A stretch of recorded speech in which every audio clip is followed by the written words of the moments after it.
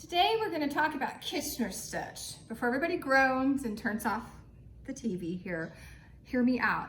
I'm going to teach you today how to do Kitchener stitch without even thinking. I know many of you have the note cards, the notes. There's all sorts of little, things you can buy to keep in your bag to help make it easy. And it isn't. You're still relying, line by line on those instructions, and it can be really difficult. I know I often, pop off that I could do Kitchener stitch in my sleep. Well, I pretty much can. I can do it in stockinette, which is normally how you do Kitchener stitch because you're adding a row of knit stitches. I can do it in ribbing. I can do it in garter. I can do it in alternating knit purl stitches. And the reason why is because I have learned why it works, how it works, and then can do it intuitively. And that's what I'm going to explain to you today, in hopes that maybe you can toss those cards aside, be able to look at your knitting and do Kitchener without having to, rely on written instructions. So we're going to start off with just talking about Kitchener. And if you've done Kitchener before, bear with me, you're probably like, I know how to do that. But let's start there, and then I'll pick up and tell you how to then do it intuitively. With Kitchener stitch, it's always done with, usually done, most always we'll say, with the wrong sides together and the right sides out. So that way we have the knit stitches here, and then the wrong sides are together. You always have to start with the setup because each stitch in Kitchener has to have been passed through with the yarn twice. And so for the setup, you go through the first stitch purlwise, the back stitch knitwise. Get that in there. Sorry, I'm getting started here. I want to use a contrasting color so you can see. It's a little easier when you're not using a new piece of yarn, but bear with me. Okay, so now I've gone through each one twice. I've got this tail in my way. There it goes. Okay, now we can start the regular setup. You go through the first stitch knitwise. It goes off the needle.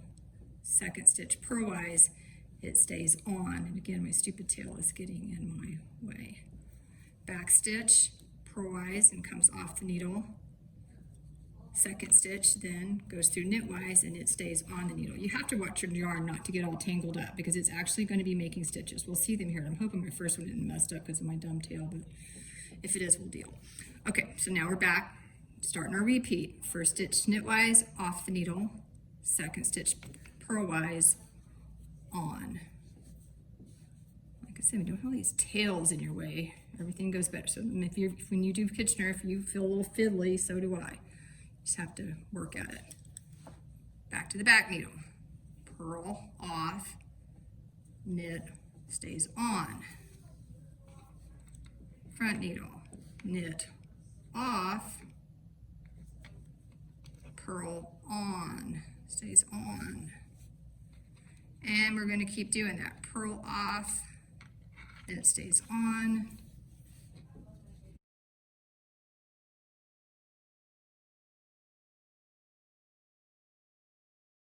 Sometimes your stitches won't be totally even.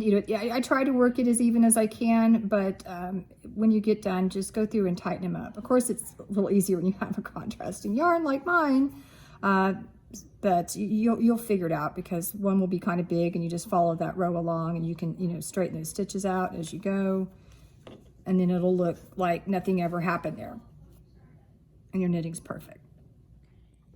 So now let's talk about how to do this intuitively. You have to look at your knitting and just understand what you see. We're just going to focus on stockinette for now. It's when you get into the more, knit purl patterns, it can become a little more difficult, but we're going to focus just on stockinette. On the front needle, you see we have knit stitches. Those are knit stitches. On the back needle, we see purl stitches. So I think of the front needle as my knits, the back needle is my purls, because that's what I'm seeing there as a purl bump. So how I remember and know how to go into these stitches is I look at what they are and I know what to do. The first pass through the stitch should be the opposite of what the stitch is. So if you have a knit stitch, the first pass should be a purl. If you have a purl stitch, the first pass should be a knit. So do the opposite of what you see on the first pass.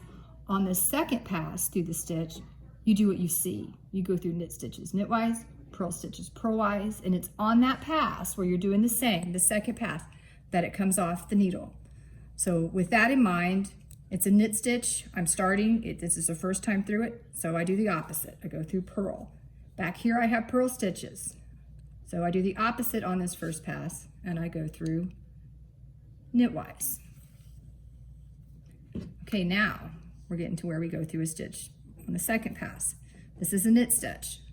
It's the second pass, so I go through it knitwise. This is this knit stitch. It's the first pass, purlwise.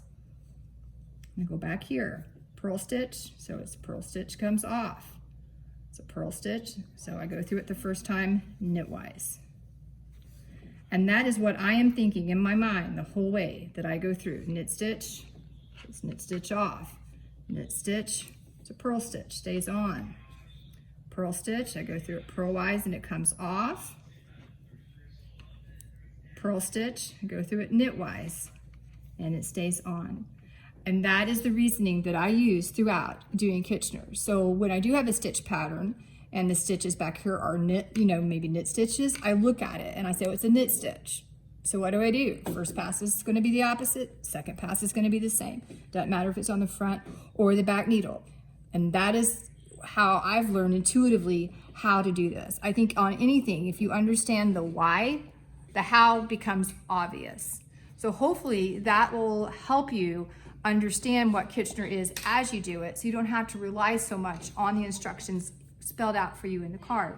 Like I said, just remember, it's knit stitch, the first pass is purl, second pass is knit. It's the opposite then the same, opposite then the same. And when you have gone through it twice, it's off the needle. I hope that helps you with your Kitchener.